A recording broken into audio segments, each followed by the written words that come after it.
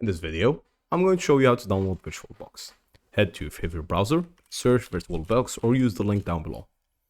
Right here, you're going to choose the first link. In this first link, you're going to head to the download section, which is right away. Choose the host that you have. If you have Windows, Mac OS, Linux, if you have Solaris, you're probably not watching this video. Click on Windows host. You're going to find the download. It's going to start on the top right corner. Right here, while the download is downloading, make sure that you double click it as it will launch as soon. When it launches, make sure to click yes. After clicking yes, we'll be prompted with a small page like this one. Right here, click on next.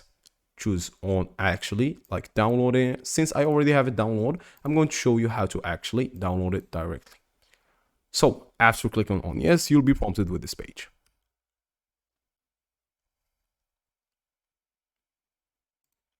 In this page right here, click on next and click on yes. Click on install and you'll be good to go. Note that you can change the directory of downloading VirtualBox by clicking change on the first step that I showed you.